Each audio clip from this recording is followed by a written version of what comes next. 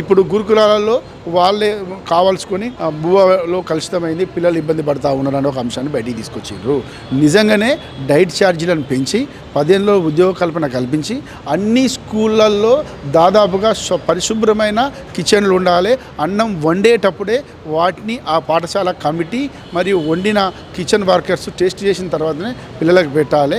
మండల, డివిజను, జిల్లా అధికారులు ఇందులో భాగస్వాములై ఉండి ఏ ఇన్స్టిట్యూషన్కి ఆ ఇన్స్టిట్యూషన్, ఏ పాఠశాలకు ఆ పాఠశాల హెడ్ మాస్టర్ ఆధ్వర్యంలో 2 టీచర్లతో ఒక కమిటీ చేసి టాస్క్ ఫోర్స్ నియమించడం జరిగింది.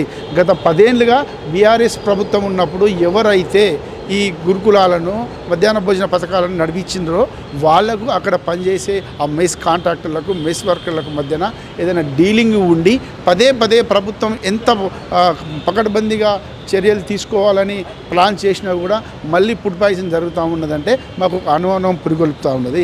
దాని మీద ఒక టాస్క్ ఫోర్స్ కమిటీ చేసినాము. దాన్ని ఈ 2-3 రోజుల్లోనే దాన్ని పూర్తి సమగ్ర విస్తీర్ణం జరిపి దోషులను ఖచ్చితంగా శిక్షిస్తాము. డైట్ ఛార్జీలు పెంచినాము. అవసరం అనుకుంటే ముఖ్యమంత్రి గారు ఇంకిన్ని డైట్ ఛార్జీలు పెంచి అయినా సరే పేద విద్యార్థులు చదువుకునే గురుకులాలను కాపాడుకొని వాళ్ళకు నాణ్యమైన ఉచిత విద్యను, భూవను ఇచ్చే పరిస్థితులను ప్రభుత్వం చేకూరుస్తుంది. పేద ప్రజల ఆరోగ్యం పట్ల, పేద ప్రజల చదువు పట్ల ఈ పార్టీకి, ప్రభుత్వానికి చిత్తశుద్ధి ఉన్నది. కావాలనే టీఆర్ఎస్ పార్టీ లేనిపోని ఆరోపణలు సృష్టించి వాళ్ళు కాపాడుకొని ఆత్మరక్షణ నుంచి బయటపడాలన్న ఒకే ఒక ఉద్దేశంతో ప్రభుత్వం మీద బురద చల్లుతూ ఉన్నారు.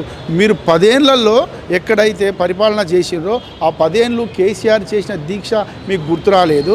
ఇవాళ ప్రభుత్వం పోయి అధికారానికి దూరం అయ్యి మీ అవినీతి బయటపడి మీరు జైలుకు పోయే టైం వచ్చే నాటికే మళ్ళీ కేసీఆర్ ముసుగులో, దీక్షా దివాస ముసుగులో మీరు మళ్ళొక ప్రోగ్రామాన్ని ఇవాళ రాష్ట్ర వ్యాప్తంగా చేపడతా ఉన్నారు.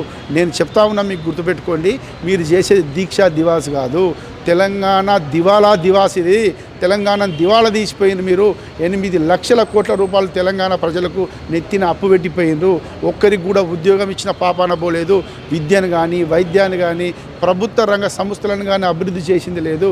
ప్రజలకు మేలు చేస్తున్నామనే పేరు మీద ప్రతి ప్రోగ్రాంలో క్రియేట్ చేసి మీరు నడిపించిన అన్ని ప్రోగ్రాంలో మిషన్ కాకతీయ, మిషన్ భగీరథ, కాళేశ్వరము, ఇంకా ఏ పథకాలు మీరు చేసినా అన్నిట్లలో మీ కమిషన్లు, మీ అవినీతి, మీ కుటుంబం, మీ అనుచరుల ఆక్రమణలే ఉన్నాయి తప్ప మీరు బాగుపడడం కోసం ప్రోగ్రాంలు పెట్టి లక్షల కోట్లు అప్పు చేసిండ్రు.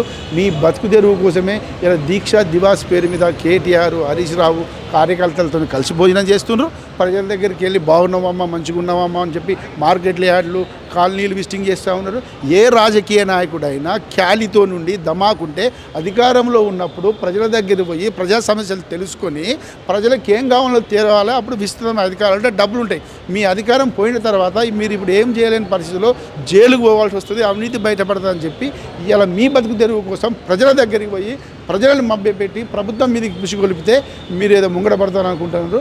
ఈ ప్రభుత్వము, ప్రజలు, కాంగ్రెస్ పార్టీ అన్ని గమనిస్తూ ఉన్నది.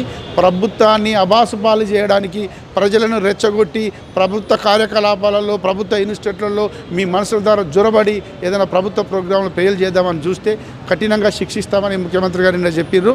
కాంగ్రెస్ పార్టీ కార్యకర్తలుగా మేము కూడా హెచ్చరిస్తూ ఉన్నాం ప్రతిపక్షాలను.